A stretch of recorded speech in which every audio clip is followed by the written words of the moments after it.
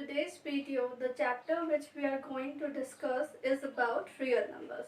तो आज तो हम जिस टॉपिक के बारे में बात करेंगे, जो चैप्टर हम पढ़ेंगे वो है रियल नंबर्स के बारे में। तो सबसे पहले तो रियल नंबर्स क्या होते हैं।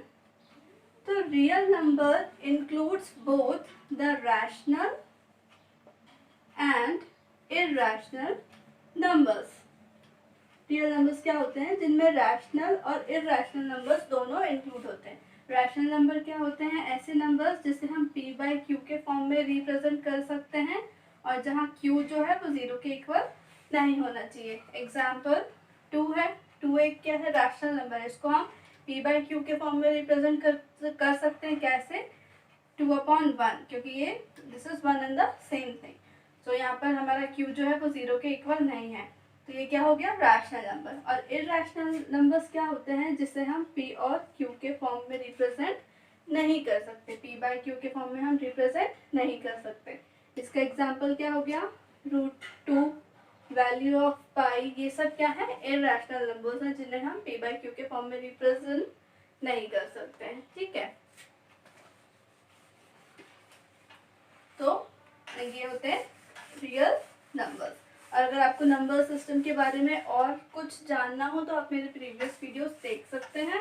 उस पर मैंने पूरा नंबर सिस्टम को अच्छे से डिफाइन किया हुआ है। सो इस रियल नंबर चैप्टर में हमारा सबसे पहला टॉपिक जो है वो है यूक्लिड्स डिवीजन लेमा।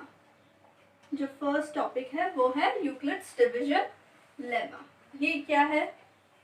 इसे यूक्लिड नाम के मैथमेटिशियन ने दिया था। इसमें हम क्या परफॉर्म करेंगे? डिवीजन और लेमा। लेमा मीन्स क्या होता है? कोई भी प्रूवन स्टेटमेंट जो ऑलरेडी प्रूव है उसे क्या बोलते हैं हम? Lemma.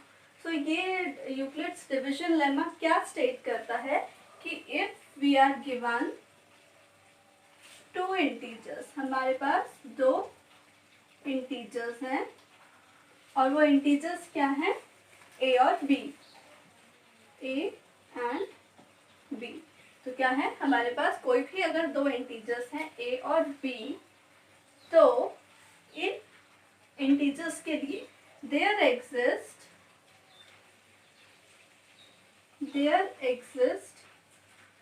2 unique q and r।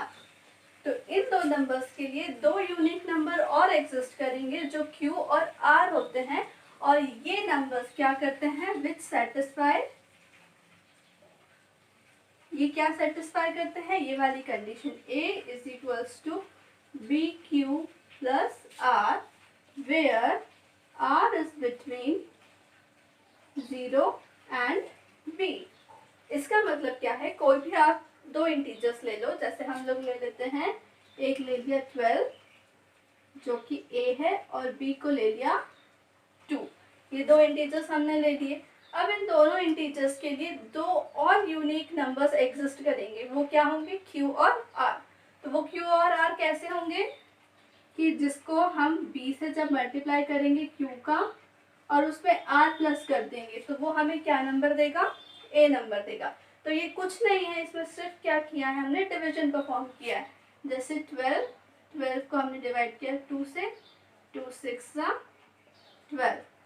सो यहाँ पर रिमाइंडर हमारा है 0 और क्वोशिएंट क्या है? 6। तो सेम थिंग है, 12 को हम कैसे लिख सकते हैं? Divisor into quotient plus remainder. So ये है। और हमेशा जब भी रिमाइंडर होगा वो किसके बीच में होगा? 0 से b के बीच में, यानी कि जो हमारा डिविजर है रिमाइंडर हमेशा उससे छोटा होगा। आपने किसी भी डिवीजन के लिए देखा है कि जो भी रिमाइंडर होता है वो क्या होता है? हर एक डिविजर से छोटा होता है। वो 0 और डिविजर के बीच में लाई करता है। तो सर यूक्लिड्स डिवीजन लेमा यही कहता है कि कोई भी 2 नंबर क्या करते हैं? इस कंडीशन को सेटिस्फाई करते हैं। ठीक है। सो अब इस लेमा के अकॉर्डिंग हम क्या करते हैं? एक एल्गोरिथम डिफाइन किया हुआ है जिसे कहते हैं यूक्लिड्स डिवीजन एल्गोरिथम। एल्गोरिथम क्या होता है? एल्गोरिथम हम किसे कहते हैं? कोई भी वेल डिफाइंड स्टेप्स जिसका यूज करके हम अपनी गिवन प्रॉब्लम को सॉल्व करते हैं, तो उस चीज को कहते हैं एल्गोरिथम। तो ये यूक्लिड्स डिवीजन एल्गोरिथम हम किस लिए यूज करते हैं? To find highest common factor. HCF के लिए, किसी भी दो नंबर के HCF को फाइंड करने के लिए हम क्या यूज करते हैं? यूक्लिड्स डिवीजन एल्गोरिथम को हम यूज करते हैं। तो इसकी स्टेप्स कैसी हैं वो स्टेप्स देख लेते हैं। स्टेप 1, जो भी हमारे पास दो गिवन नंबर रहेंगे उसमें हम क्या करेंगे? We will apply Euclid's division lemma. जो भी दो गिवन नंबर रहेंगे उसमें हम क्या अप्लाई करेंगे? यूक्लिड्स डिवीजन लेमा को अप्लाई करेंगे। अब जब हमने ये स्टेप अप्लाई किया, यूक्लिड्स डिवीजन लेमा को जब हमने दो नंबर पे अप्लाई किया, तो अगर हमें रिमाइंडर मिल गया 0, पूरा करने पर अगर हमें रिमाइंडर मिल गया 0, तब क्या होगा? जो बी हमारा डिविजर होगा वो ही क्या होगा? हमारा HCF होगा। जैसे अभी हमने प्रीवियस वाले में देखा था कि 12 और 2 दो नंबर्स थे, तो इसको हमने जब डिवाइड किया था तब क्या आ गया था? हमारा रिमाइंडर 0 मिल गया था। और वो रिमाइंडर 0 कब हुआ था? तो उसमें हमारा क्वेश्चन क्या मिला था? 6 मिला था। तो इन दोनों के लिए जो हमारा हाईएस्ट कॉमन फैक्टर होगा वो क्या था? 2 था। ये हमने ये a इज इक्वल्स टू 12 था, b इज इक्वल्स टू 2 था। तो 12 और 2 के बीच का हाईएस्ट कॉमन फैक्टर क्या था? 2 था, क्योंकि 2 से डिवाइड करने पर हमें क्या मिल गया? 0। और क्योंकि 2 से ज़्यादा अगर कोई बड़ा नंबर लेंगे तो वो 12 को डिवाइड कर देगा लेकिन 2 को डिवाइड नहीं करेगा। तो इसलिए जब भी हमें रिमाइंडर 0 मिला तो वही डिविजन हमारा क्या होता है? Highest common factor. स्टेप 3, यहाँ तो अगर मिल गया, अगर इन केस 0 नहीं मिले, रिमाइंडर हमारा 0 नहीं हुआ, रिमाइंडर 0 हो गया तो HCF होगा B। लेकिन अगर रिमाइंडर 0 नहीं मिला तब क्या होगा? हम फिर से अप्लाई करेंगे यूक्लिड्स डिवीजन लेमा को, हम फिर से अप्लाई करेंगे। और किस पे अप्लाई करेंगे? हमारा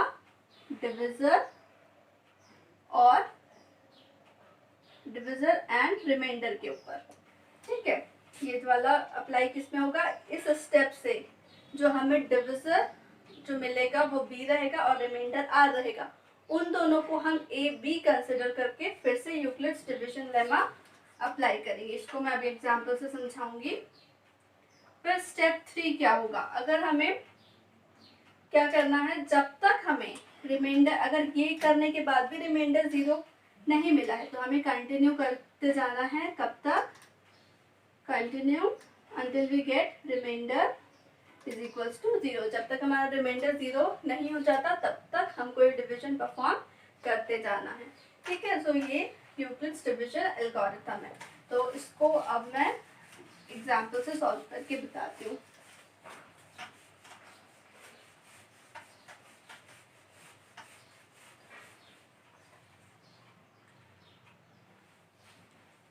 So we have two numbers.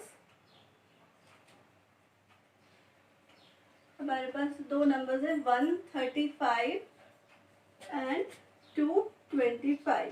इसका हमें क्या निकालना है? HCF फाइंड करना है। तो यूक्लिड डिवीजन लेमा का यूज करके हम कैसे HCF फाइंड करेंगे तो ये देखते हैं।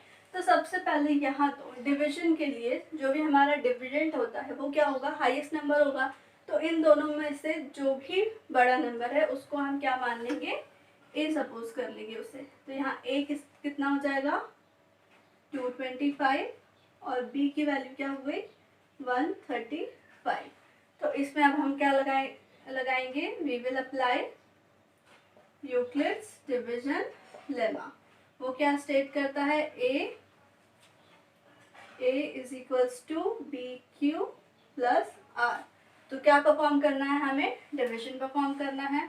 225 इज इक्वल्स टू 135 इंटू कितना करेंगे? प्लस कितना होगा? ठीक है, क्वेश्चन का रिमाइंडर फाइंड करना है।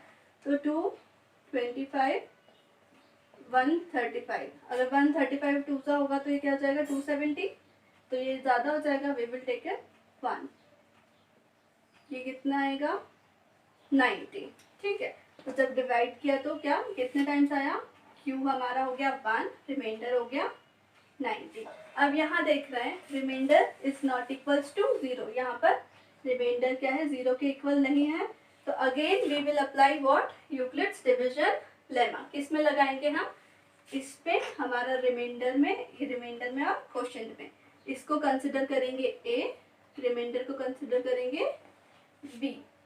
तब अब क्या हो जाएगा, ये 135 इज इक्वल्स टू 90 से डिवाइड करेंगे 135 को, तो क्या क्वोशिएंट आएगा और क्या रिमाइंडर आएगा। तो 190 2 का कितना हो जाएगा 180, ग्रेटर है तो ये भी कितने टाइम्स जाएगा 1 टाइम। तो 135 में 90 माइनस किया तो 13 में से ये क्या 45 बचा, तो रिमाइंडर कितना आ गया 45। अगेन यहाँ पर remainder is not equals to 0, remainder जो है 45 मिला, ये 0 के इक्वल नहीं है। तो फिर से हम इसमें यूक्लिड डिवीजन लेना अप्लाई करेंगे, तो हमारा डिविजर जो है वो a बन जाएगा और रिमाइंडर जो है वो b बन जाएगा। अब 90 इज इक्वल्स टू 90 को डिवाइड करना है 45 से, 45 इंटू कितना और रिमाइंडर कितना, तो 45 2 90 और यहाँ रिमाइंडर हो गया 0। तो ये कम्प्लीटली डिविजिबल हो गया, यहाँ हमें रिमाइंडर इज इक्वल्स टू 0 मिल गया। तो हमारा HCF क्या होगा इसमें 45। तो इन दोनों नंबर्स के लिए हमारे पास HCF कितना हो गया 45। तो आई होप आपको ये सब कुछ समझ में आया होगा, और आपको कोई भी डाउट हो तो you can ask me in the comment section. So like my video, share it with your friends and subscribe my channel for more videos. Thank you.